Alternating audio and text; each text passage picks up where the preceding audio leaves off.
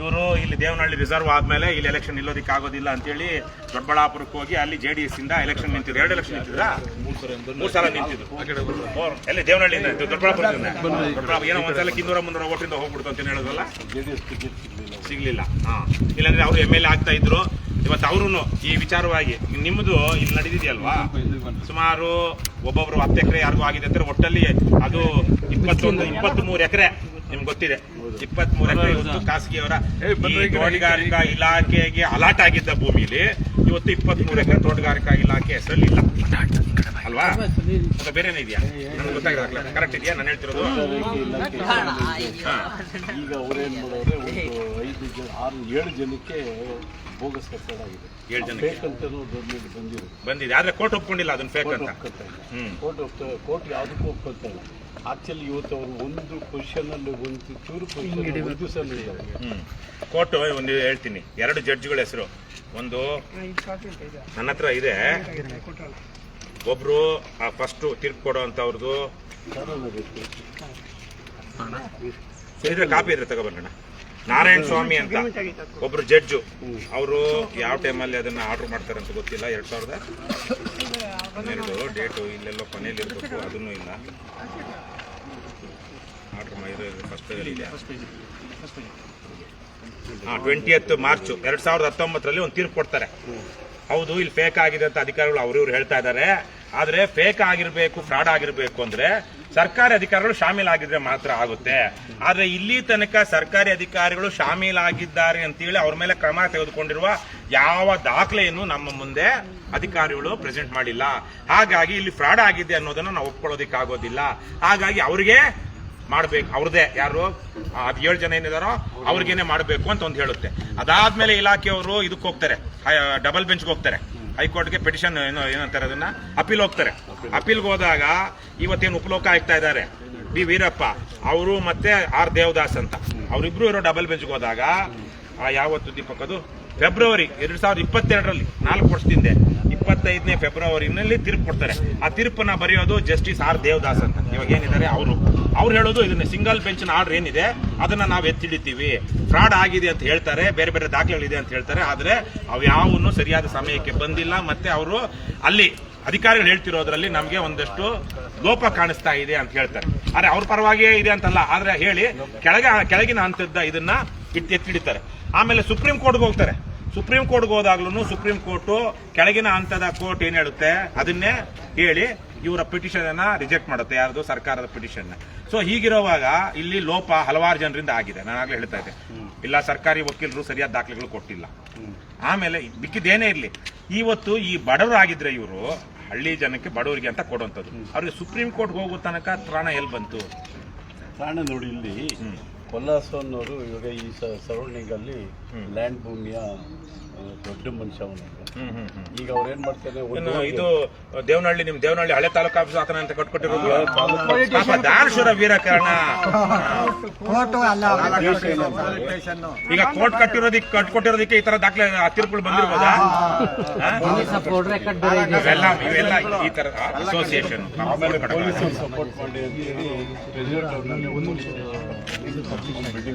ಪೊಲೀಸರಿಗೆ police station. ಆಮೇಲೆ ಇಲ್ಲಿ ನಮ್ಮ ಸಿಂಗರಳ್ಳಿ ಹತ್ರ ಒಂದು ದೇವಸ್ಥಾನ ಮದ್ದೂರಮ್ಮ ದೇವಸ್ಥಾನ ಕಟ್ಸ್ಕೊಟ್ಟು ಅಲ್ಲಿ ಒಂದು 100 ಎಕರೆನ ಅಲ್ಲಿನೂ ಪ್ಲಾಟ್ ಮಾಡಿದ್ರು. 100 ಎಕರ್ಸ್. ಏನಂದ್ರೆ ಪಾಪ ಎಲ್ರಿಗೂ ದಾನ ಮಾಡಿದ್ದಾನೆ, ಎಲ್ರಿಗೂ ಮೋಸ ಮಾಡಿದ್ದಾನೆ. ಆ ತರದಲ್ಲಿ ತುಂಬಾ ಸೆಕ್ಯುಲರ್ ಆಗಿದ್ದಾನೆ. ಏನೇ ಮಾಡಿದ್ರು ಒಂದ್ ಜಾಗದಲ್ಲಿ ಏನೇ ಒಂದು ಕನ್ಸ್ಟ್ರಕ್ಷನ್ ಮಾಡ್ತೀವಿ, ಒಂದು ಹೆಲ್ಪ್ ಮಾಡ್ತೀನಿ ಅಂದ್ರೆ ಅದರ 100ರಷ್ಟು ಕೊಟ್ಟು ಆ ಜಮೀನು ನೋಡೋವರೆಗೂ ಬಿಡಲ್ಲ. ಈಗ ಅಲ್ಲೇನ್ ಮಾಡಿದ್ದಾನೆ ಪಾಪ, ಅಲ್ಲಿರೋರೆಲ್ಲ ಜಂಗಾಲಿಗಳು ಸಾಗರ ಇದರಲ್ಲಿ ಸಿಂಗರಳ್ಳಿ ಅದು ಹಿಂದೆ ಬೇರೆಯವ್ರಿಗೆ ಅಗ್ರಿಮೆಂಟ್ ಆಗೋಗಿದ್ರೆ ಇವ್ರೇನ್ ಮಾಡಿರೋದನ್ನ ಮತ್ತೆ ಇದು ದೇವಸ್ಥಾನ ಕಟ್ಟೋ ಟೈಮಲ್ಲಿ ಅಗ್ರಿಮೆಂಟ್ ಆಗಿರೋದು ನೀವೆಲ್ಲ ಎಸ್ಸಿಗಳು ಸೇರ್ತೀರಿ, ನೀವು ಎಸ್ಸಿಗಳು ಸೇರೋದ್ರಿಂದ AC ಹತ್ರ ಅಪೀಲ್ ಮಾಡೋಣ. ಅಪೀಲ್ ಮಾಡಿಬಿಟ್ಟು ಎಸಿಯಿಂದ ಅವ್ರಿಗೆ ಆರ್ಡರ್ ಮಾಡಿಸಿ ಮಾಡಿದ್ದಾನೆ. ಆಕ್ಚುಲಿ ಜಂಗಾಲಿಯವರು ಎಸ್ಸಿಗಳಿಗೆ ಬರೋಲ್ಲ. ಯಾಕೆಂದ್ರೆ ಕೋಲಾರದಲ್ಲಿ ಒಂದ್ಸರಿ MLA ನಾನು ಎಸ್ಸಿಗೆ ಬರ್ತೀನಿ ಫೈಟ್ ಮಾಡಿದಾಗ ಅಲ್ಲಿ ಎಸ್ಸಿಗೆ ಬರೋಲ್ಲ ಡಿಕ್ಲೇರ್ ಆಯ್ತು. ಇವ್ರು ಜನರಲ್ ಆಗಿ ಬೇರೆಯವ್ರನ್ನ ಅಗ್ರಿಮೆಂಟ್ ಮಾಡಿಸಿರೋದ್ರಿಂದ ಇವ್ರು ಎಸ್ಸಿಗಳನ್ನು ಸೃಷ್ಟಿ ಮಾಡಿ ಅವ್ರ ಜಂಗಾಲಿ ಅವ್ರನ್ನ ಅದು ಕೋರ್ಟಲ್ಲಿ ಈ ತರ ಸುತ್ತಮುತ್ತ ಇರೋದೆಲ್ಲ ಫ್ರಾಡ್ ಮಿಷನ್ ಆಗಿರೋದು.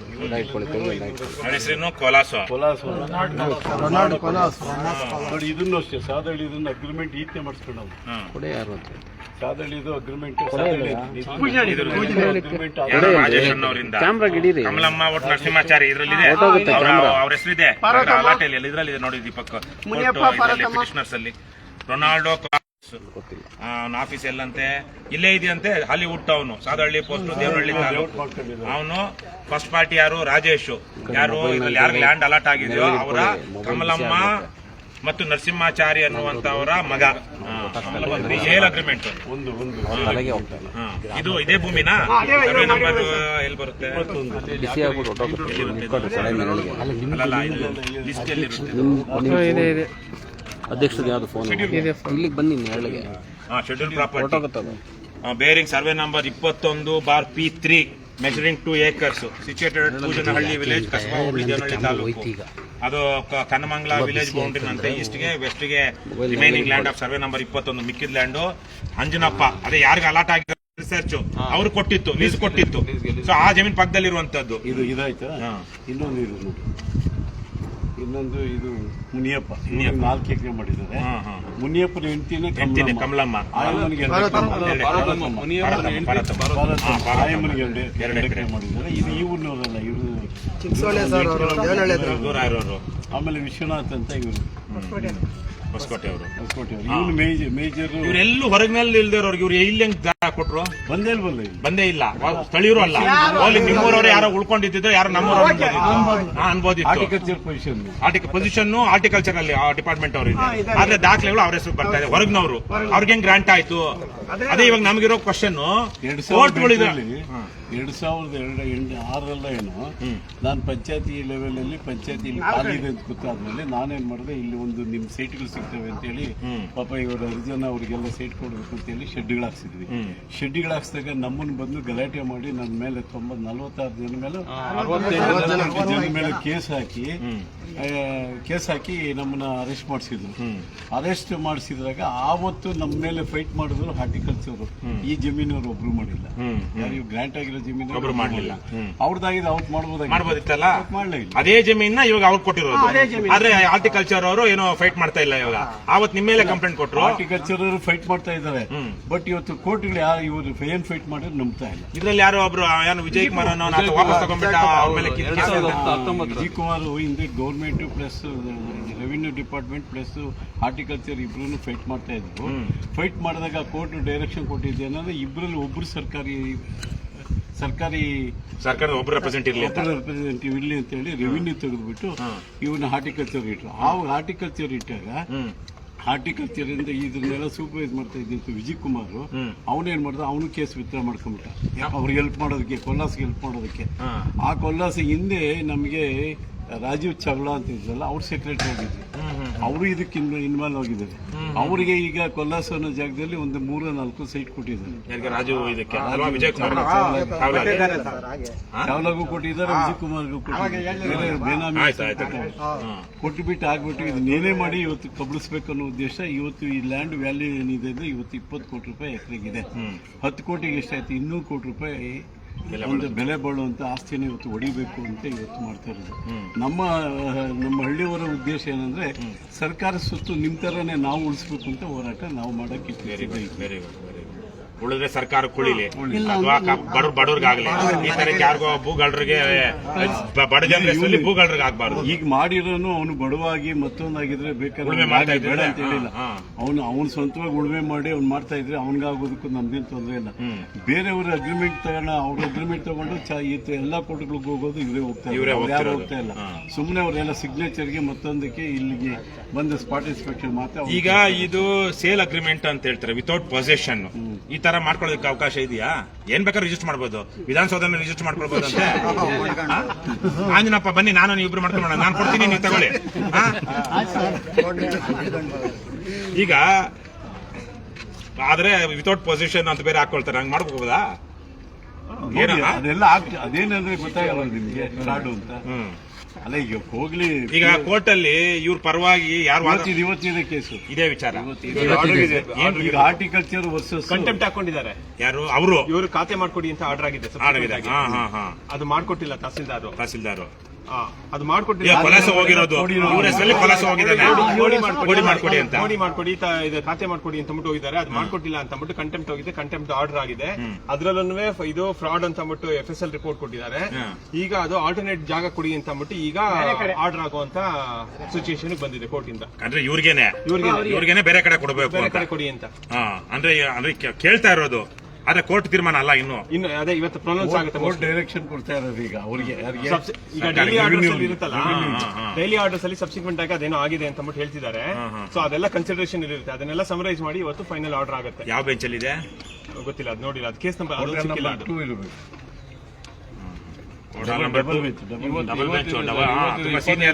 ಸೀನಿಯರ್ ಜಡ್ಜ್ಗಳೇ ಇರ್ತಾರೆ ಕೋರ್ಟ್ ಹಾಲ್ ನಂಬರ್ 2 ನಲ್ಲಿ. ಚೀಫ್ ಜಸ್ಟಿಸ್ ಬಿಟ್ರೆ ನೆಕ್ಸ್ಟ್ ನಮ್ಗೇನಂದ್ರೆ ನಾವು ಕಣ್ಣು ಮುಂದೆನೆ ನೋಡಿದೀವಿ ಬೋಗಸ್ ಅಂತ ಎಲ್ರಿಗೂ ಗೊತ್ತು. ಅವ್ರು ಒಂದ್ ದಿವಸ ಕಲ್ಟಿವೇಶನ್ ಮಾಡಿಲ್ಲ, ತಹಸೀಲ್ದಾರ್ ಒಂದ್ ದಿವಸ ಕಲ್ಟಿವೇಶನ್ ಮಾಡಿಲ್ಲ, ಜಾಗ ಆಗಿಲ್ಲ ಅಂತಾರೆ, ಫೇಕ್ ಅಂತ ಬಂದಿದೆ. ಎಲ್ಲ ಬಂದ್ರು ಕೋರ್ಟ್ ಹೋಗ್ತಾ ಇದೆ ಅಂದ್ರೆ ನಮ್ಗೆ ಒಂಥರ ಆಶ್ಚರ್ಯ ಆಗ್ತದೆ. ಕೋರ್ಟ್ ಒಪ್ಪೋದಕ್ಕೆ 2 ತರದ ಕಾರಣಗಳಿರುತ್ತೆ. ಆಗ್ಲೇ ಹೇಳಿದಂಗೆ ಕೋರ್ಟ್ಗೆ ಸರಿಯಾಗಿ ಮನವರಿಕೆ ಮಾಡ್ಕೊಡುವಂತ ಸಾಕ್ಷಿಗಳು, ಆಧಾರಗಳು ಇವ್ರು ಕೊಡೋದಿಲ್ಲ. ಅದ್ರಲ್ಲಿ ಕೋರ್ಟ್ ಒಂದ್ ಏನ್ ಹೇಳುತ್ತೆ, ಅವರು ಸತ್ಯನಾರಾಯಣ ಯಾರೋ ಜಡ್ಜ್ಮೆಂಟ್ ಅಲ್ಲಿ ಬಹಳ ಸ್ಪಷ್ಟವಾಗಿ ಹೇಳ್ತಾರೆ, ಫ್ರಾಡ್ ಆಗಿದೆ ಅಂತ ಇವ್ರು ಹೇಳ್ತಾ ಇದ್ದಾರೆ. ಫ್ರಾಡ್ ಆಗಿದ್ರೆ ಯಾರು ಸರ್ಕಾರಿ ಅಧಿಕಾರಿಗಳು ಶಾಮೀಲಾದ್ರೆ ಮಾತ್ರ ಫ್ರಾಡ್ ಆಗೋದಿಕ್ ಸಾಧ್ಯ. ಆದ್ರೆ ಇಲ್ಲಿ ತನಕ ಸರ್ಕಾರಿ ಒಂದ್ ಸಂದರ್ಭಗಳಲ್ಲಿ ಜಡ್ಜ್ಮೆಂಟ್ಗಳನ್ನು ಕೊಂಡ್ಕೊಳ್ಳಾಗುತ್ತೆ. ದೊಡ್ಡ ಬಲಿಷ್ಠ ಕೊಂಡ್ಕೊಂಡಿದ್ದಾರೆ. ನಮ್ಮ ದೇಶದಲ್ಲಿ ನಡೆದಿದೆ, ಏನು ಹೊಸದಾಗೇನು ಅಲ್ಲ. ಒಬ್ಬ ಬಹಳ ದಕ್ಷ ಅಧಿಕಾರಿ ಮಧುಕರ್ ಶೆಟ್ರು, ಒಬ್ಬ ಮಾಜಿ ಮಂತ್ರಿ, ಅವನ ಮಗನ ಮೇಲೆ ಫ್ರಾಡ್ ಆಗಿ ಅವ್ನು ಮಾಡಿದ ಅಕ್ರಮಕ್ಕೆ ಜೈಲಿಗೆ ಕಳಿಸಿದ್ರು. ಅವನ ಮೇಲೆ ಕೋರ್ಟ್ಗೆ 5,000 6,000 4 ವರ್ಷದ 5,000 ಚಾರ್ಜ್ ಶೀಟ್ ಹಾಕಿದ್ರು. ಆತ ಅವ್ನು ಹೈಕೋರ್ಟ್ಗೆ ಹೋಗಿ ಅವ್ನ ಕಳ್ಳ, ಅವ್ನ ಭ್ರಷ್ಟ ರಾಜಕಾರಣಿ, ಹೈಕೋರ್ಟ್ ಅಲ್ಲಿ ಜಡ್ಜ್ ಬುಕ್ ಮಾಡ್ಕೊಂಡು ಅವ್ನ ಅಕ್ವಿಟ್ ಮಾಡಿಸ್ಕೊಂಡ್ಬಿಟ್ಟ. ರಾಜ್ಯಕ್ಕೆ ಗೊತ್ತಾಗಿದೆ ಆ ವಿಚಾರ. ಅವ್ನು ಪ್ರಾಮಾಣಿಕವಾಗಿದ್ದಿದ್ರೆ ಜಡ್ಜ್ ಆದವನು ಅವ್ನ ಅಕ್ವಿಟ್ ಮಾಡೋದಕ್ಕೆ. ಯಾಕಂದ್ರೆ ಆ ಮನುಷ್ಯ ಸಾಯೋದಕ್ಕೆ 6 ತಿಂಗಳ ಮೊದಲು ಮಧುಕರ್ ಶೆಟ್ಟಿ ಅವ್ರು ನಾನು ಭೇಟಿ ಮಾಡಿದಾಗ ತುಂಬಾ ಒಂಥರ ಬೇಸರದಲ್ಲಿದ್ರು. ನಾನು ಅದೇ ಜಡ್ಜ್ ಮುಂದೆ ಹೋಗಿ LLB ಮಾಡ್ಕೊಂಡು ಹೋಗಿ ಆ ಜಡ್ಜ್ ಮುಂದೆ ಕೇಳಬೇಕು ಅಂತಿದ್ದೀನಿ, ಕೊಟ್ಟು ಹಾಕೊಂಡು ಅನ್ನೋ ತರದ್ ಮಾತಾಡಿದ್ರು ನನ್ನ ಮುಂದೆ, ನನ್ನ ಜೊತೆಗೆ. ಸೊ ಹಾಗಾಗಿ ಏನು ಮಾಡಕ್ಕಾಗಲ್ಲ ಗೌಡ್ರೆ. ಈಗ ಈ ಫ್ಯಾಮಿಲಿ 4 ಜನರ ಹೆಸರು ಬರ್ತಾ ಇದೆ. 835 ಲ್ಯಾಂಡ್ ಸೀಲಿಂಗ್ ಆಕ್ಟ್ ಇಲ್ಲ, ಯಾವುದೇ ಕಾನೂನುಬದ್ಧ ತೀರ್ಮಾನಗಳಿಲ್ಲ. ಈಗ ನಿಮ್ಗೆ 50 ಎಕರೆ 60 ಎಕರೆ ಮೇಲೆ ಇದ್ದಿದ್ರೆ ಬಿಟ್ಬಿಡ್ತಿದ್ರಾ? MS ರಾಮಯ್ಯನ ಮಕ್ಕಳಿಗೆ, MS ರಾಮಯ್ಯನ ಕುಟುಂಬಕ್ಕೆ 835 ಎಕರೆ, ಅದು ಒಂದೇ ಸರ್ವೆ ನಂಬರ್. ಸುತ್ತಮುತ್ತ ಇನ್ನೂ 1000 ಎಕರೆ ಇದೆ ಅವ್ರದ್ದು. ಇದೆಯೋ ಇಲ್ವಾ? ಅದ ಒಂದೇ ಗ್ರಾಮದ ಅಕ್ಲೇನಹಳ್ಳಿ ಮಲ್ಲೇನಹಳ್ಳಿ ಗ್ರಾಮದ ಒಂದೇ ಸರ್ವೆ ನಂಬರ್ 835 ಎಕರೆ ಕೇವಲ 4 ಜನ 5 ಜನರ ಹೆಸರು ಬರುತ್ತೆ. ಒಬ್ಬೊಬ್ಬರಿಗೆ 100-150 ಎಕರೆ ಬರುತ್ತಾ ಇಲ್ವಾ? ಲ್ಯಾಂಡ್ ಸೀಲಿಂಗ್ ಆಕ್ಟ್ ಅವ್ರಿಗೆ ಅಪ್ಲೈ ಆಗಲ್ಲ. ಅದು ಕೃಷಿ ಭೂಮಿ, ಬೇರೆದಲ್ಲ. ಹಾಗಾಗಿ ಈಗ ಅಲ್ಲೂ ನಾವೇನೋ ಮಾಡಿದಕ್ಕೆ ಅವತ್ತು ಪ್ರಭು ಅವರೆಲ್ಲ ಬಂದು ನಮ್ಮನ್ನು ನೋಡಿ ವಿಚಾರ ಹೇಳಿದ್ರು. ನಾವಿಲ್ಲಿ ಬಂದ್ವಿ, ನೀವು ಬಹಳ ಹೋರಾಟ ಮಾಡಿದೀರಾ, ಮುಂದಕ್ಕೆ ಏನ್ ಮಾಡ್ಬೋದು ಹೇಳಿ? ಈಗ ಇದನ್ನು ನಾವು ಹೇಳಿದ್ವಿ ಎಲ್ಲ ರೈತರಾದ್ರೆ ತಗೊಂಡು ನಮ್ದೇ ತೊಂದರೆ ಇಲ್ಲ. ರೈತರನ್ನ ಸೃಷ್ಟಿ ಮಾಡಿ ಈ ಮನುಷ್ಯ ಈಗ ಮಾಡ್ತಾವ್ರಲ್ಲ, ಅದಕ್ಕೆ ನಾವು ಇತ್ತ ಮೇಲೆ ವಿರೋಧವಾಗಿ ಇವತ್ತು ಇವರು ರೈತರಲ್ಲ ಮತ್ತೆ ಊರ್ನವ್ರಲ್ಲ ಅಂತ ಕೋರ್ಟ್ ಗಮನಕ್ಕೆ ತರಲಾಗಿದೆಯಾ? ಈ ವಿಷಯ ನಾವು ಈಗ ರೀಸೆಂಟ್ ಆಗಿ ಬಂದು ಪೋಡಿ ಮಾಡ್ತಾರೆ ಅಂತ ವಿಷಯ ಗೊತ್ತಾದಾಗ ನಾವೆಲ್ಲ ಎಚ್ಚರಿಕೆ ವಹಿಸ್ಕೊಂಡ್ ಬಂದಿರೋದು. ಅದಕ್ಕೆ ಮುಂಚೆ ಗೌರ್ಮೆಂಟ್ ಮೇಲೆ ಕೇಸ್ ನಡೀತಿತ್ತು. ಇವಾಗ ಒಂದು ಕೆಲಸ ಮಾಡೋಣ, ನಾನಂತೂ ಓಪನ್ ಆಗಿದ್ದೀನಿ, ನಮ್ಮ ಪಕ್ಷದ ಅಧ್ಯಕ್ಷ ಜೊತೆ ಅವ್ರ ಜೊತೆ ಮಾತಾಡ್ತೀನಿ. ಪೋಡಿ ಮಾಡೋದಿಕ್ ಬಂದಾಗ ಇವತ್ತು ಸರ್ಕಾರನೇ ಬೇಕಾದ್ರೆ ಇವರೇನು ಯಾರು ಕೋರ್ಟೆ ತೀರ್ಮಾನ ಕೊಟ್ಬಿಡ್ಲಿ ಪೋಡಿ ಮಾಡ್ಕೊಡಿ ಅಂತ. ಪೋಡಿ ಮಾಡ್ಕೊಡೋದಿಕ್ ಬಂದಾಗ ನಾವೆಲ್ಲ ಅಡ್ಡ ಹಾಕೋಣ, ನಮ್ಮ ಮೇಲೆ ನ್ಯಾಯಾಂಗ ನಿಂದನೆ ಮೊಕದ್ದಮೆ ಹಾಕಲಿ. ಕೋರ್ಟ್ಗೆ ಹೋಗಿ ಸ್ವಾಮಿ ಈ ಕಾರಣಕ್ಕಾಗಿ ಅಂತ ಹೇಳೋಣ. ನಾವ್ ಈ ಕಾರಣಕ್ಕಾಗಿ ಮಾಡಿದೀವಿ, ನಿಮ್ ಸರಿ ಅನ್ಸಿದ್ರೆ ನಮಗ್ ಶಿಕ್ಷೆ ಕೊಡಿ, ಇಲ್ಲ ಅಂದ್ರೆ ಅವ್ರಿಗೆ ಅಲಾಟ್ ಆಗಿರೋದೇ ಅಕ್ರಮ, ಊರವರಲ್ಲ, ಮತ್ತೆ ಭೂರಹಿತ ಕೃಷಿ ಕಾರ್ಮಿಕ ಅಂತಿರೋ ಅವ್ರ ಜಾಗನೇ ತೋರ್ಸಕ್ಕಾಗ್ತಾ ಇಲ್ಲ. ಈಗ ಮೊನ್ನೆ ಬಂದಿದ್ರು ಸಭೆಗೆ ಅಂತ ಹೇಳಿ ಇನ್ಸ್ಪೆಕ್ಷನ್ ಮತ್ತು ತಹಸೀಲ್ದಾರ್ ADL ಅವರೆಲ್ಲ ಬಂದಿದ್ರು. ಆ ಪರ್ಸನ್ಸ್ ಜಾಗ ನಾವ್ ಇಲ್ಲಿ ಕಲ್ಟಿವೇಶನ್ ಮಾಡ್ತಾ ಇದೀವಿ ಅಂತ ತೋರ್ಸಕ್ಕೆ ಸರ್ವೆ ನಂಬರ್ ಎಲ್ಲಿದೆ ಅಂತ ಗೊತ್ತಿಲ್ಲ. ಅದ್ರಲ್ಲಿ ಇವ್ರು ಎಷ್ಟು ಉಳುಮೆ ಮಾಡ್ತಾ ಇದ್ರು, ಎಲ್ಲಿ ಉಳುಮೆ ಮಾಡ್ತಿದ್ರು ಅಂತ ಗೊತ್ತಿಲ್ಲ ಇವ್ರಿಗೆ. 4 ಜನ 10 ಎಕರೆ ಹೋಗಿ 10 ಎಕರೆ ಎಲ್ಲಿ? 4 ಜನ ಅಲ್ಲಿ ತನಕ ಅದೇ 10 ಎಕರೆ ಬರುತ್ತಾ? ಏನೇನೋ ಸುಳ್ಳು. ಅದಕ್ಕೇನೆ ನಾವು ನೀವೆಲ್ಲ ಸಿದ್ಧ ಆದ್ರೆ ಏನು ನನ್ನ ಮೇಲೆ 12 ಕೇಸ್ ಇದೆ. ನಿನ್ನೆ ಒಂದ್ ಕೇಸ್ ಇತ್ತು, ಮೊನ್ನೆ ಒಂದ್ ಕೇಸ್ ಇತ್ತು, ಮುಂದಿನ ವಾರ ಒಂದ್ ಕೇಸ್ ಇದೆ. ಹೋಗ್ತಾ ಇರ್ತೀವಿ. ನಮ್ಗೇನ್ ಕೇಸ್ ಇದೆಯೋ ಅಲ್ಲ, ಏನು ಹೇಳ್ಕೊಂಡು ಹೋಗಿ ನಮ್ಮನೇನು ಹೊಡೆಯಲ್ಲ ಬಡಿಯಲ್ಲ. ನನ್ನ ಒಂದ್ ದಿವಸ ಈ ಕಾಂಗ್ರೆಸ್ ಗೌರ್ಮೆಂಟ್ ಜೈಲಿಗೆ ಕಳ್ಸಿದ್ರು. ಭರತ್ನಗರ ಜೈಲಲ್ಲಿ ಒಳ್ಳೆ ಮುದ್ದೆ ಊಟ ಕೊಡ್ತಾರೆ. ಮನೆಯಿಂದನೂ ತರ್ಸ್ಕೋಬಹುದು. ಏನ್ ಭಯ ಪಡೋದ್ ಬೇಡ. ಆಂಜನಪ್ಪ ನಿಮ್ ಚೆನ್ನಾಗಿ ನೋಡ್ಕೊಳ್ತಾರೆ. BP ಇದೆ ಅಂದ್ರೆ ನಿಮ್ ಮನೇಲಿ ನೋಡ್ಕೊಳ್ಳಲ್ಲ. ಜೈಲಲ್ಲಿರೋ ಹಾಸ್ಪಿಟಲ್ ಇಟ್ಟು ಅಲ್ಲಿ ಬೆಳಿಗ್ಗೆಯಿಂದ ಸಂಜೆ ತನಕ 10 ಸಲ BP ಚೆಕ್ ಮಾಡ್ತಾರೆ. ಚೆನ್ನಾಗಿ ನೋಡ್ಕೊಳ್ತಾರೆ. ಅದಕ್ಕೆ ನೀವು ಧೈರ್ಯ ಮಾಡಿ ಬರೋಣ. ಯಾರು ಅನುರಾಧ ಅಂತ ಪೇಪರ್ ಅಲ್ಲೆಲ್ಲ ಇದೇ ವಿಚಾರಕ್ಕೆ ನಿನ್ನೆ ಅವ್ರನ್ನೆಲ್ಲ ಕರ್ಸಿ ನಿಮ್ದು ಎಲ್ಲ ರೆಕಾರ್ಡ್ಸ್ ತಗೊಂಡ್ಬಂದಿ. Very good, very good. But ಇವ್ರು ಯಾರು ಹೋಗಿಲ್ಲ ಆದ್ಮೇಲೆ ಅವ್ರ ಇವತ್ತೇನೋ ಕೊಡ್ಬೇಕಲ್ಲ ಉತ್ತರ ಈಗ ಆಟಿಗೆ ರೆವಿನ್ಯೂ ಕೋರ್ಟ್ ಕೊಡ್ಬೇಕು ಅಂತ. ಈಗ ರೈತರು ವರ್ಸಸ್ ಹಾರ್ಟಿಕಲ್ಚರ್ ಅಂತ ಫೈಟ್ ಮಾಡ್ತಾರೆ. ನಾವೆಲ್ಲ ಲೋಕಲ್ ಅಲ್ಲಿ ಇರೋದೆಲ್ಲ ರೈತರ ಪರವಾಗಿ ರೈತರಾಗಿದ್ರೆ ರೈತರಿಗೆ ಅವ್ರಿಗೆ ಸೋಮವಾರ ಮಧ್ಯಾಹ್ನ 3 ಗಂಟೆಗೆ ಜಿಲ್ಲಾಧಿಕಾರಿಗಳು ಇಲ್ಲಿ ದೇವನಹಳ್ಳಿ ತಾಲೂಕಿಲ್ಲಿ ಕೆಳಕಂಡ ಮೂಲೆ ದಾಖಲೆಗಳೊಂದಿಗೆ ಮಂಜೂರಿದಾರರ ಗುರುತು ಚೀಟಿ, ವ್ಯವಹಾರ ನಡೆಸುವ ವಿಳಾಸ, ಜಮೀನು ಮಂಜೂರಾತಿಗಾಗಿ ಸಲ್ಲಿಸಿದ ಅರ್ಜಿ, ಇವ್ರಿಗೆ ಯಾರಿಗೆ ಮುನಿಯಪ್ಪ ಬಿನ್ ನಂಜಪ್ಪ ಮರಣ ಹೊಂದಿದ್ದು, ಇವರ CM ನಾಗೇಂದ್ರ ಕುಮಾರ್ ಬಿನ್ ಲೇಟ್ ಮುನಿಯಪ್ಪ ಅವ್ರ ಮಗ, ಪಾರ್ವತಮ್ಮ ಕೋಮ್ ಮುನಿಯಪ್ಪ, ವೆಂಕಟಮ್ಮನವರ ಮಗಳಾದ ಕಮಲಮ್ಮ ಬಿನ್ ಲೇಟ್ 8 ವರ್ಷಕ್ಕೆ ಆಗಿ ಅವರೇನಾಗಿರ್ತಾರೆ. ಅವ್ರ ಮೇಲೆ ಡಾಕ್ಯುಮೆಂಟ್ ಫೇಕ್ ಮಾಡಿಸಿದ್ರಂತೆ FIR ಆಗಿದೆ. ಅದೇ ಅದು ಹೈಕೋರ್ಟ್ ಒಪ್ಕೊಂಡಿಲ್ಲಣ್ಣ. ಮಾಡಿದ್ದಾರೆ ಅಂತ ಆದ್ಮೇಲೆ ನಮ್ಮ ಪೊಲೀಸರಿಗೆ ಪೊಲೀಸ್ ಸ್ಟೇಷನ್ ಅವ್ನು ಕಟ್ಕೊಟ್ಮೇಲೆ ಫೇಕ್ ಮಾಡಿ ಪೊಲೀಸ್ ಸ್ಟೇಷನ್ ಕಟ್ಕೊಟ್ಮೇಲೆ ಅವ್ರು ಹೋಗಿ ಅವ್ನು ಫೇಕ್ ಅಂತ ಕೊಡ್ಬೇಕಲ್ಲ. ವಿಚಾರಣೆ ಮಾಡ್ತಿದ್ಯಾ? ನಂದು 2018 ಆಗಿರೋ ಕೇಸ್ಗೆ 22ನೇ ಇಸ್ವಿನಲ್ಲಿ 29 ಜನ ಸಾಕ್ಷಿಗಳನ್ನ ರೆಡಿ ಮಾಡಿ ಚಾರ್ಜ್ ಶೀಟ್ ಹಾಕಿದ್ದಾರೆ. 4 ವರ್ಷ ಆದ್ಮೇಲೆ ನಾನೊಬ್ಬನ ಮೇಲೇನೆ ಕೇಸು. ಸರ್ಕಾರಿ ಕರ್ತವ್ಯ ಗಡ್ಡೆ 28 ಜನ ಪೊಲೀಸರು ಸಾಕ್ಷಿಗಳು. ವಿಚಾರ ಮಾಡಿದ್ರೆ ನಿಮ್ಮ ಕೇಸ್ ಹಾಕಲ್ಲ ಪೊಲೀಸರು. ಮೊನ್ನೆ ಲಾಸ್ಟ್ ಟೈಮ್ ಅಲ್ಲಿ ಪೊಲೀಸರು ಎಲ್ಲ ಇದ್ರು. ಪೊಲೀಸರು ಒಪ್ಕೊಂತಾರೆ ನಮ್ದೇನ್ ತಪ್ಪಿಲ್ಲ, ನೀವು ಬಂದಿದ್ದೀವಿ ಅಷ್ಟೇ ಫೀಲ್ಡ್ಗೆ ಅಂತ. ಫೀಲ್ಡ್ಗೆ ಬಂದಿದ್ದು ನನ್ನ ಮೇಲೆ FIR ಆಗಿದೆ. ನನ್ನ ಮೇಲೆ ಇನ್ನೊಬ್ಬನ ಮೇಲೆ FIR ಆಗಿ ಆತನ ಯಾರು ಪಾರ್ವತಮ್ಮ ಅಂತ ಇದ್ದಾರಲ್ಲ, ಪಾರ್ವತಮ್ಮನಿಗೆ ನಾನೇನು ಸೀರೆ ಹಿಡಿದು ಪೊರೆ ಹಿಡಿದು ಏನೋ ಮಾಡಿದ್ದೀನಿ. ಪಾಪ ಆಯಮ್ಮನ ಆ ವಯಸ್ಸಲ್ಲಿ ನಾನ್ ಮಾಡಕ್ ಪಾಪ ಆಯಮ್ಮನಿಗೆ ಎಷ್ಟು ಅವಮಾನ ಆಗಿರ್ಬಾರ್ದು. ಅಲ್ಲ ಅವ್ರು ಬಂದಿದ್ರ ಓನ್ಲಿ ಅವತ್ತು ಅವರು ಯಾರು ಪಾರ್ವತಮ್ಮ ಅನ್ನೋರು ಅವ್ರಿದ್ದಾಗ ಇಂತಿಗಂಡ ಇಬ್ರು ಇದ್ರು ಅವರು. ನಾವು ಸುಮ್ಮನೆ ನೋಡೋಣ ಫೀಲ್ಡ್ ಅಲ್ಲಿ ಏನಾಗಿದೆ ಎತ್ತ ನಮ್ ಕೆಲಸ ನಾವು ಮಾಡಬೇಕಲ್ಲ. ಬಂದ್ವಿ ಹೀಗೆ ಸುಳ್ಳು ಸಾಕ್ಷಿಗಳು ಹೇಳೋದು, ಸುಳ್ಳು ದೂರುಗಳು ಕೊಡೋದು, ಪೊಲೀಸರು ಅವ್ರಿಗೆ ಯಾರು ದುಡ್ಡು ಕೊಡ್ತಾರೋ ಅವ್ರ ಮೇಲೆ FIR ಹಾಕೋದು. ಒಂದ್ ಚೂರು ಹಿನ್ನೆಲೆ ಏನು ಪರಿಶೀಲನೆ ಮಾಡೋದಿಲ್ಲ. ಈಗ ಆಗೋಗಿದೆ. ಸರಿ, ಈಗ ಮುಂದಕ್ಕೆ ಇವತ್ತು ತೀರ್ಪು ನೋಡ್ಕೊಂಡು ಮುಂದಕ್ಕೆ ಏನ್ ಮಾಡ್ಬೋದು ಅಂತ ಮಾಡೋಣ. ನಿಮ್ ಜೊತೆಗೆ ನಾವಿದ್ದೀವಿ ಗೌಡ್ರೆ, 3 ಪರವಾಗಿದ್ದೀವಿ. 2 ತಾರೀಕೆ ಒಂದು ನ್ಯಾಯಾಂಗ ನಾವು ನಿಮ್ಮನ್ನ ಅಡ್ವೈಸ್ ಮಾಡಿ ಕೇಳ್ತಾ ಇರೋದು ಅಂದ್ರೆ ಮೊನ್ನೆ MS ಮಾಡಿದಾಗ ನಮ್ಗೆ ನೋಡಪ್ಪ ರಿಯಲ್ ಫ್ಯಾಕ್ಟ್ ಹೊರಗಡೆ ಬರ್ತಾರೆ ಅಂತ ನಮಗೆ ಚೆನ್ನಾಗಿ ಗೊತ್ತಾಯ್ತು. ಅದಕ್ಕೆ ನಮ್ದು ಅಷ್ಟೇ ಪೂಜೆನಲ್ಲಿ ಇದು ಅಷ್ಟೇ 21 ರಿಯಲ್ ಫ್ಯಾಕ್ಟ್ ಒಳಗಡೆ ಬರ್ಲಿ. ಅಲ್ಲಿ ಜಡ್ಜಸ್ಗೆ ವೀರಪ್ಪನವ್ರು ನಾವು ಇವತ್ತು ಎಲ್ಲ ಮೆಚ್ಚುಗೆ ಮಾಡ್ತಾ ಇದ್ದಾರೆ. ಲೋಕಾಯುಕ್ತ ಇದ್ದಾರೆ. ಈಗ ಲೋಕಾಯುಕ್ತ ಇದ್ದು ಹಿಂದೆ ಒಳ್ಳೆ ಜಡ್ಜ್ ಅಂತೂ ಹೆಸರಿತ್ತು. ಹೌದು, ಅವ್ರು ಇದ್ರಲ್ಲಿ ಬರುತ್ತೆ. ಆದ್ರೆ ಅವರು ಸಹ ಕೆಳಗಿನ ಹಂತದ ಕೋರ್ಟ್ ಬಗ್ಗೆನೇ ಪರವಾಗಿನೇ ಮಾಡಿದ್ರು. ಅದಕ್ಕೆ ನಮ್ಗೆ ಹೇಳೋದು ಇಂತಿಂತ ದೊಡ್ಡ ಜಡ್ಜಸ್ ಈ ತರ ಮಾಡ್ತಾರಲ್ಲ ಸರಿಯಾಗಿ. ಇನ್ನೊಂದು ಕೇಸ್ ಹಾಕಿ ಇನ್ನೊಬ್ಬನ ಟ್ರಾನ್ಸ್ಫರ್ ಮಾಡೋದು, ಇಲ್ಲ ವಿಲೇಜಸ್ ಟ್ರಾನ್ಸ್ಫರ್ ಮಾಡೋದು, ಏನೋ ಮಾಡಬಹುದಾಗಿತ್ತಲ್ಲ. ಮಾಡಿದ್ದು ಚೆನ್ನಾಗಿ. ಈಗ ನೀವು ಫ್ರಾಡ್ ಆಗಿದೆ ಅಂತ ಹೇಳ್ತಿದ್ದೀರಾ, ಆದ್ರೆ ಯಾರ ಮೇಲೆ ಆಕ್ಷನ್ ತಗೊಂಡಿಲ್ಲ ಅಂತ ಹೇಳ್ತಿದ್ದೀರಲ್ಲ ಅಂತ ಅಷ್ಟೇ ಬಿಟ್ಬಿಡ್ತಾರೆ. ಈ ಕೂಡಲೇ ಇನಿಷಿಯೇಟ್ ಮಾಡಿ ಆಕ್ಷನ್ ಅಂತ ಯಾಕೆ ಬರ್ದಿಲ್ಲ ಜಡ್ಜ್ಮೆಂಟ್ ಅಲ್ಲಿ? ವಿಲೇಜ್ ರಿಪೋರ್ಟ್ ಯಾಕೆ ತಗೊಬಾರ್ದು? ಜಡ್ಜ್ ಆದವ್ರೆ ಆಗ್ತಿದೆ ಅಂತ ಹೇಳ್ತಿರಲ್ವಾ, ದಯವಿಟ್ಟು ಇದನ್ನ ಆಕ್ಷನ್ ನೀವು ಫ್ರಾಡ್ ಮಾಡಿರುವಂತಹದ್ದು ಸಾಬೀತು ಮಾಡಿ ಅವ್ರ ಮೇಲೆ ಏನ್ ಆಕ್ಷನ್ ತಗೊಂಡಿದ್ದೀರಾ ಅಂತ ನಮ್ಗೆ ವರದಿ ಸಲ್ಲಿಸಿ ಅಂತ ಕೇಳಿ ಕೋರ್ಟ್ ಕೇಸ್ ಮುಂದಕ್ಕೆ ಆಗ್ಬೋದಿತ್ತಲ್ಲ. ಹೌದು, ಇಲ್ಲ ಅವೆಲ್ಲ ಅದಕ್ಕೆ ಇವೆಲ್ಲ ತಪ್ಪುಗಳಿದೆ. ಇವ್ರಿರುವಾಗ ಅವರೆಲ್ಲ ಮೈನಸ್. ಅದೇ 2019 ಈ ತರ ಅಗ್ರಿಮೆಂಟ್ ಮಾಡಿ. ಈಗ ಇವರೆಲ್ಲ ಬೇನಾಮಿಗಳು, ಅವನು ಕೊಲಾಸ ಅವನೇ ನಡೆಸ್ತಾ ಇರೋದಿಲ್ಲ. ಯಾಕಂದ್ರೆ ಸುಪ್ರೀಂ ಕೋರ್ಟ್ ಇವ್ರ ಪಾಪ ಪಾರ್ವತಮ್ಮನ ಇವರೆಲ್ಲ ಸುಪ್ರೀಂ ಕೋರ್ಟ್ ಡೆಲ್ಲಿ ಹೇಳ್ತಾನೆ ಎಲ್ಲಿ ನೋಡ್ತಾರೆ. ಎಲ್ಲ 8 ಜನ 10 ಜನ ಇರ್ತಾರೆ. ಜಾಗನೇ ಯಾವುದು ಅಂತ ಹೇಳಕ್ ಜಾಗನೇ ಯಾವ್ದು ಬಂದು ಇಲ್ವಲ್ಲ. ಆಮೇಲೆ ಅದರಲ್ಲಿರೋದು ಒಬ್ರು 8 ವರ್ಷ ವಯಸ್ಸಲ್ಲಿ ಅವ್ರಿಗೆ ಅಲಾಟ್ ಆಗಿದೆ ಅಂತ. ಅದನ್ನೇ ದಾಖಲೆಗಳು ಹೇಳ್ತವೆ. ನೀವ್ ಹೇಳಿದ್ದಲ್ಲ, ದಾಖಲೆಗಳಲ್ಲೇ ಬರುತ್ತೆ. ಒಂದು ಕೇಸಲ್ಲಿ 8 ವರ್ಷ ಇದ್ದಾಗ ಇವ್ರಿಗೆ ಗಲಾಟೆ ಆಗಿತ್ತು ಅಂತ ಹೇಳ್ತಾರೆ. ಆದ್ರೆ ಅದ್ರ ಬಗ್ಗೆ ಕೋರ್ಟು ಅವೆಲ್ಲ ದಾಖಲೆ ಮಾಡುತ್ತೆ. ಆದ್ರೆ ಅದ್ರ ಬಗ್ಗೆ ಏನು ಮಾತಾಡಲ್ಲ. ಅದ್ರ ಬಗ್ಗೆ ಹೌದು ಇವ್ರು ಹೇಳಿದಾರೆ ಅಂತಾರೆ. ಇದು ಹೆಂಗಾಯ್ತು ಯಾಕಾಯ್ತು ಅಂತ ನೋಡಿ ಅನ್ನೋದಕ್ಕೆ ಅದೇ ನೀವು ಫ್ರಾಡ್ ಆಗಿದೆ ಅಂತ ಹೇಳ್ತಿದ್ರಾ. ಆದ್ರೆ ನಮ್ಗೇನ್ ದಾಖಲೆ ಕೊಡ್ತಾ ಇಲ್ಲ. ಆದ್ರೆ 8 ವರ್ಷಕ್ಕೆ ಗಲಾಟೆ ಆಗಿದೆ ಅಂತ ಇಲ್ಲ ಆಧಾರ್ ಕಾರ್ಡ್ ತೋರಿಸುತ್ತೆ ಅಂದಾಗ ಅದ ಮೇಲೆ ಏನಾದ್ರು ಕೋರ್ಟ್ ಯೋಚನೆ ಮಾಡಬೇಕಾಗಿತ್ತು, ಮಾಡಿಲ್ಲ. ಈಗ ರೆವಿನ್ಯೂ ಅವರು ಪ್ಲಸ್ ಹಾರ್ಟಿಕಲ್ಚರ್ ಅವರು ಫೈಟ್ ಮಾಡ್ತಾ ಇದ್ದಾರೆ. ಆದ್ರೆ ಇವನ್ ಕಳ್ಳ ಇವನ್ ವಿಜಯ್ ಕುಮಾರ್ ಅನ್ನೋನು ವಾಪಸ್ ತಗೊಂಡ್ಬಿಟ್ಟ ಅಂದ್ರಲ್ಲ, ಎಲ್ಲಿ ಮಾಡ್ತಿದ್ದಾರೆ ಸರ್? ಕಳ್ಳ ಅಳವ ಮಾಡಿಲ್ಲ. ಈ ತರಕ್ಕೆ ಅಗ್ರಿಮೆಂಟ್ ಹಾಕೊಂಡು ಏನ್ ನಿಮ್ಮ ನಿಮ್ಮಿದು ಸಿಬಿಐ ಕೊಟ್ಬಿಡೋಕೆ ಮಾಡ್ಲಿ ಅವನು ಹೋಗಿ ಶರ್ಟ್ ಕೊಟ್ಟು ದುಡ್ಡು ತಗೊಂಡು ಎಲ್ಲ ಆ ಮಾಡೋರಲ್ಲ. ಸಿದ್ದರಾಮಯ್ಯ ಕೊಡ್ಬೇಕು ಸಿಬಿಐಗೆ, ನಾನು ನೀನಲ್ಲ, ಇಲ್ಲ ಕೋರ್ಟ್ ಕೊಡ್ಬೇಕು, ಇಲ್ಲ ಸಿದ್ದರಾಮಯ್ಯ ಕೊಡ್ಬೇಕು. ಈ ನೋಡಪ್ಪ, ಇದು ಅದ್ಯಾರು ಗೊತ್ತಾ, ಗ್ಲೋಬಲ್ ಅಂತ Siddaramaiah right hand BM Farooq ಅಂತ.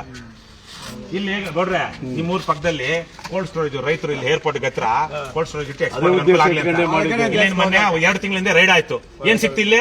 ಬಟ್ಟೆ, ರೆಡಿಮೇಡ್ ಬಟ್ಟೆಗಳು, ಒಂದಷ್ಟು ಮಸಾಲಾ ಸಾಮಾನುಗಳು. ಮಂಗಳೂರಿನ ದೊಡ್ಡ ಉದ್ಯಮಿ ಕಾಂಗ್ರೆಸ್ನ ಮನಿ ಬ್ಯಾಗ್ ಇದು.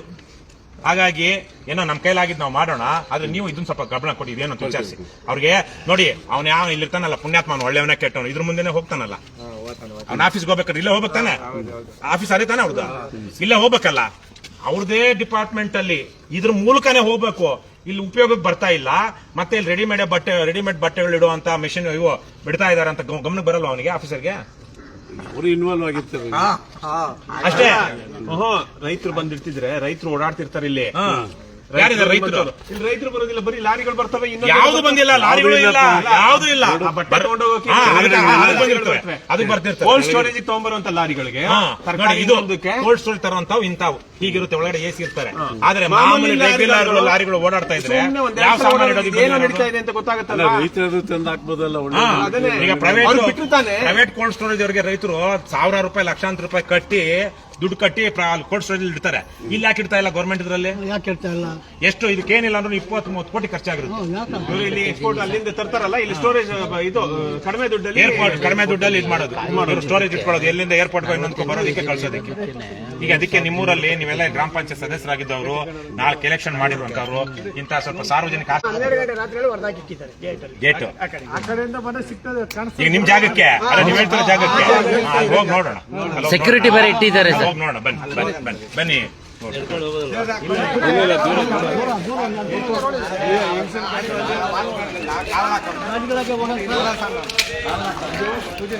ಕುಮಾರಣ್ಣ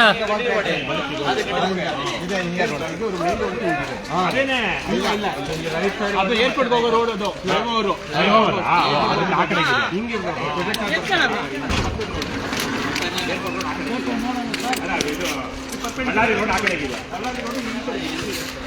ಅದೇ ಅದು ಬ್ರಿಡ್ಜ್ ಪಕ್ಕದಲ್ಲಿ ಹೋಗ್ಬಿಟ್ಟು ಅದು ಇದು ಪರ್ಪೆಂಡಿಕ್ಯುಲರ್ ಆಗುತ್ತೆ.